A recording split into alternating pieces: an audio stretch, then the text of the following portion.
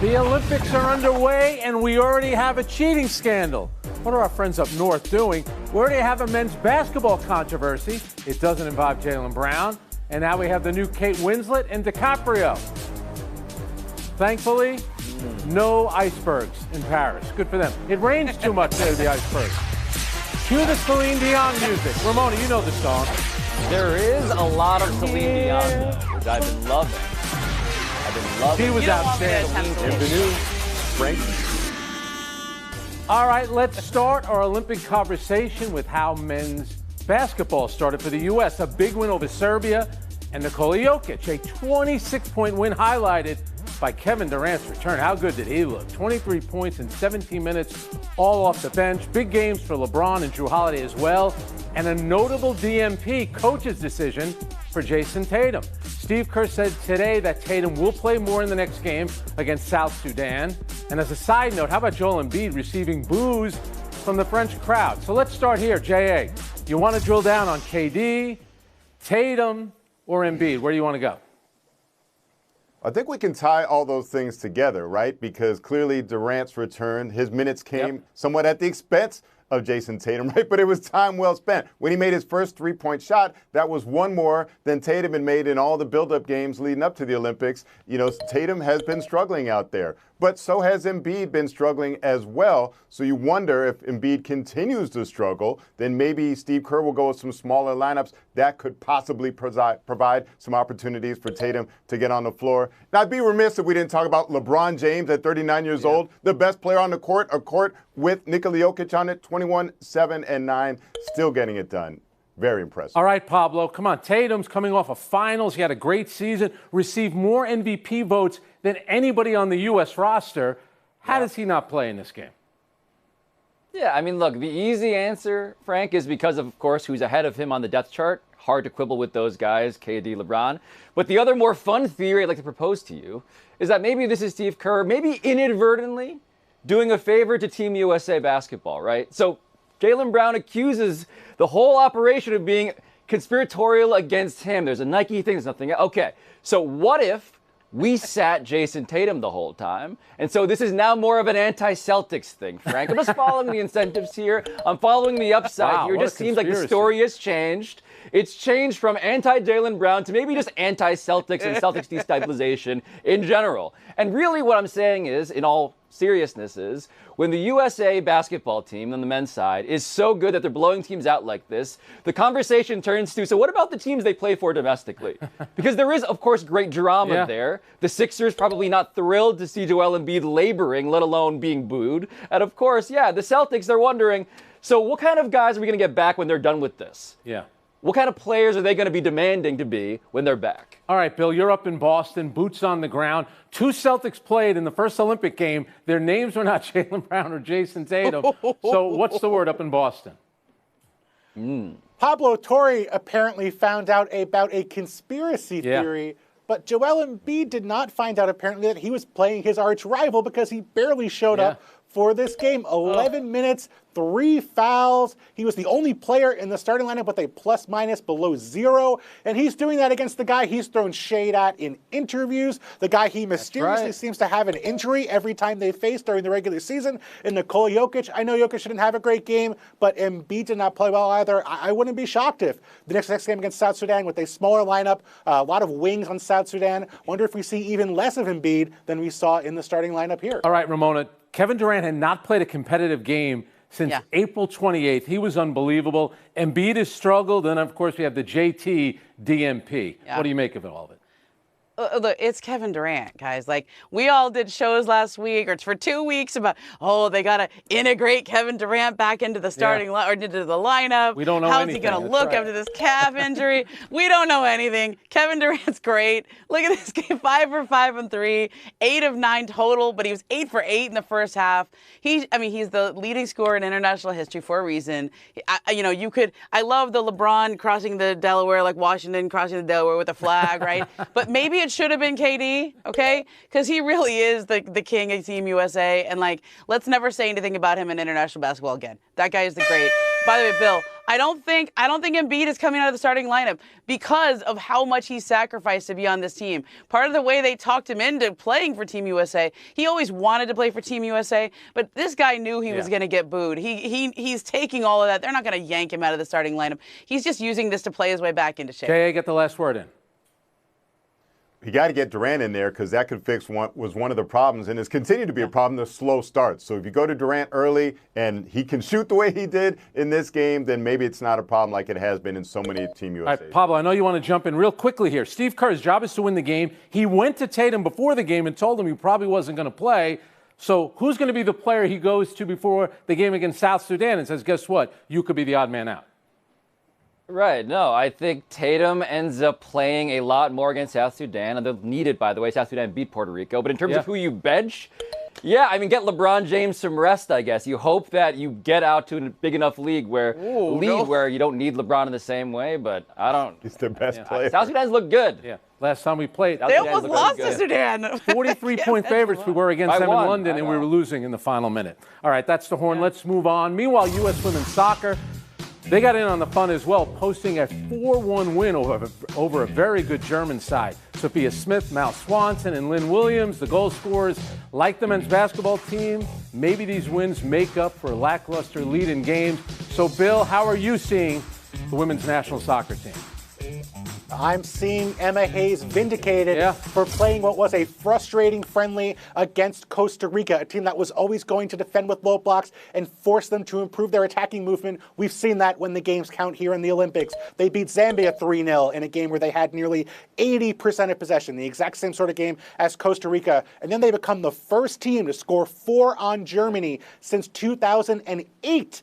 They do that with an incredible first goal in this match. The 1-2 down the flank, they get the cut back to set up the cross, the off-the-ball movement to get an easy goal. That is the sort of thing you see the best teams on the planet, male or female, do. Incredible to see that from a really U.S. team still in transition with a new roster. So really excited about the offense, really excited about what Emma Hayes is doing with this team. Pablo?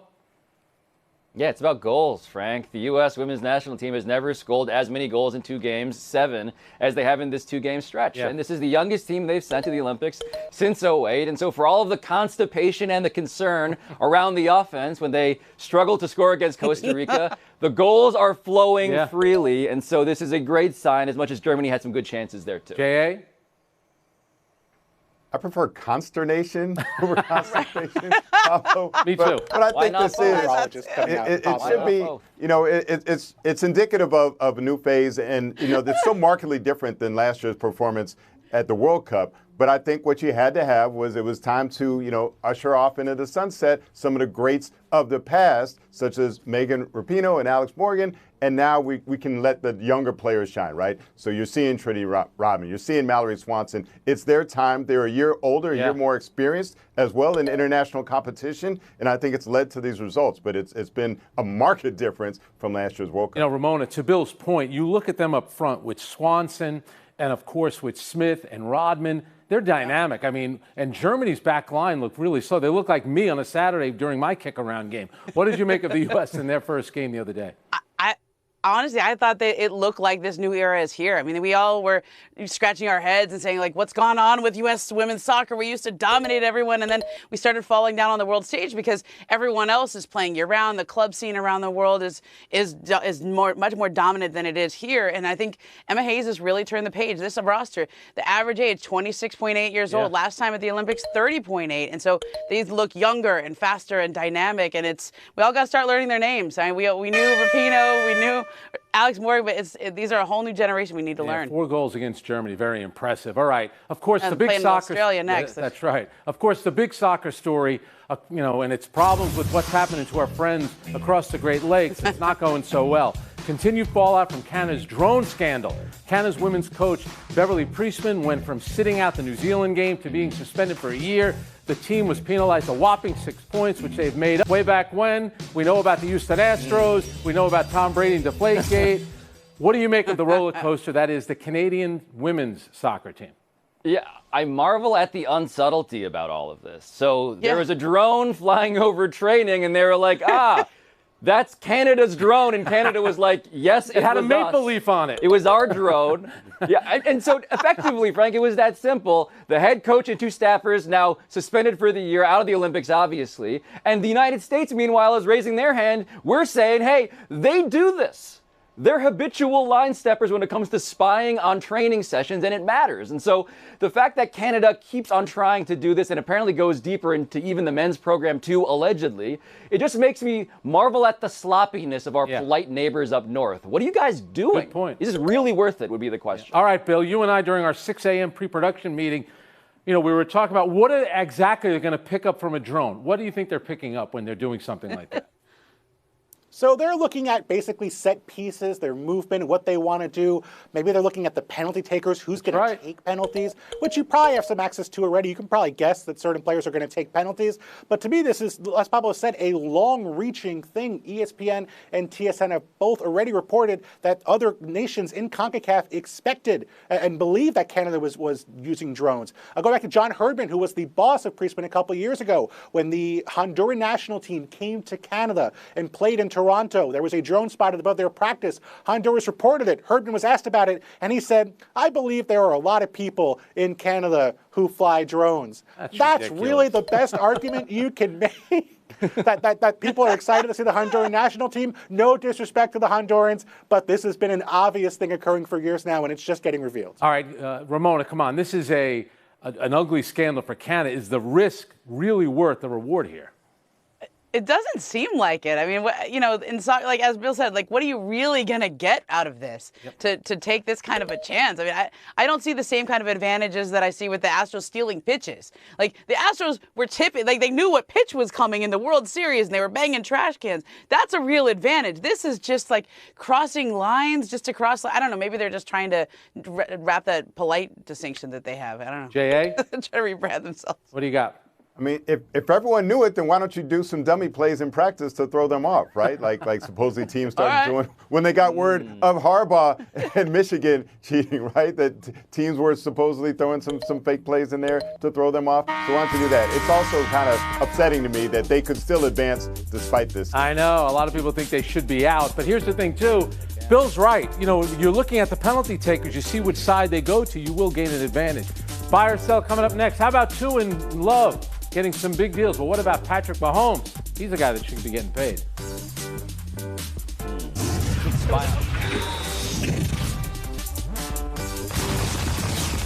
Some massive deals for quarterbacks. Tua and the Dolphins agreed to a long-awaited extension, 4 years, $212 million for the NFL's leading passer last year. And then Jordan Love getting paid even more, 4 years, $220 million for the Packers' rising phenom. All right, Bill Barnwell, which big deal is bigger to you? It's Tua, because I feel like it's the end of an era for the Dolphins when it feels like they believe it's the opening. Tua Tagovailoa has not won a playoff game or really come close so far on a rookie deal, making $7.5 million a year. How are the Dolphins going to be better with him making nearly $53 million a year on this new deal? They've already lost Christian Wilkins, one of their best defenders in free agency, Robert Hunt, their star guard, multiple starting offensive linemen not going to be back on this team this year. This is a worse roster than it was a year ago, and they were frozen out in Kansas City in the wild card round. Tough to believe they're going to be better with Tua making more money. I find myself agreeing with you. I think that's good for me, probably not so good for you. Pablo, what about these deals? Yeah, I am going to reluctantly co-sign Bill Barnwell, also because of vibes, my favorite analytics statistic. Right? So the difference between Jordan Love and Tua Tagovailoa right now is that Jordan Love is squarely in the honeymoon phase. Of course, they went all in on him with Rodgers. Now they're reaping the rewards. That's all good. No controversy. With Tua, though, beyond what Bill said, it's the idea that, oh yeah, the Dolphins also have the longest playoff-less win streak in the NFL, 23 years, I believe, on top of the fact that they're going to struggle this season. So the returns immediately are going to be very, very bleak, I think, for Tua. I'm feeling that vibe. J.A., that's a lot of money for guys that have won a combined one playoff game. What do you make of it? Yeah, but that one belongs to Jordan Love. So if I'm going to spend this type of money, I'd like that type of results. I'd also like that type of lack of concussion history and other injury history that comes with Tua Tagovailoa. So Jordan Love, though, he only did it basically on half a season, but for that half a season by QBR, he was the best quarterback in the Timing is everything. What do you got, Ramona? Oh, also, Jerry Jones loves the Jordan Love contract because he just went and told all the Dallas media, well, if you're comparing Dak to Jordan Love, like, I remember that playoff game, and who's better? I don't know. I don't like to get into comparisons, but give him a little leverage in whatever contract negotiations they have. Bill, you had me sold on it, and you didn't even bring up the health history. So it's a huge leap for Miami. Excellent work getting the words Dak Prescott into the show. Excellent by you. All right, buy or sell too. As these quarterback mega deals pile up, Patrick Mahomes' deal looks smaller and smaller. When asked about the new deals eclipsing his, the 3-time Super Bowl champ, now the 11th highest paid quarterback annually, seems undeterred. Quote, "It's awesome for the game of football. It's awesome for the quarterback position." All right, Ramona, how are you hearing that?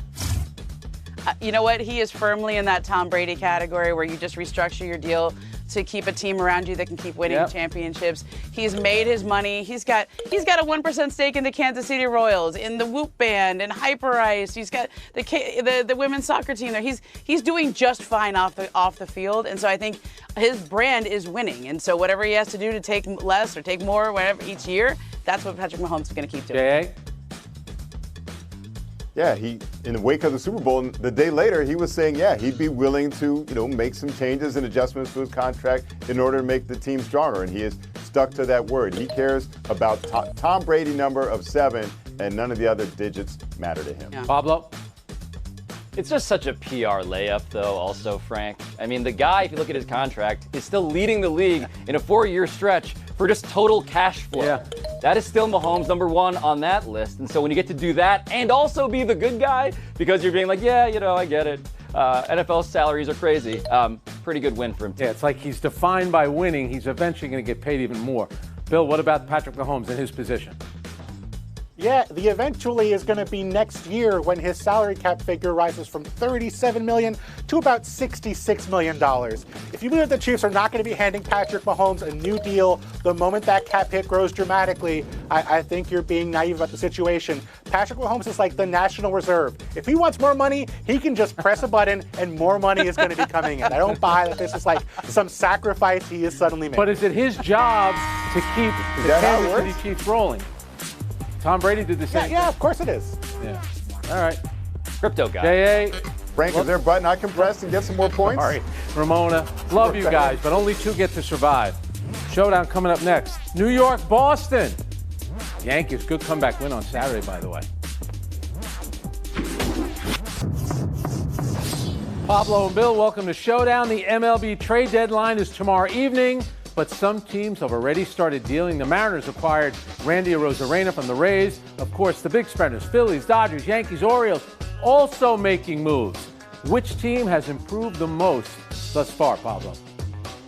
It's the Yankees, Frank. Lots of candidates here, but it's the Yankees needing historic leadoff help. Jazz Chisholm has underperformed in Miami, but he is a solution to this problem that they desperately, desperately need.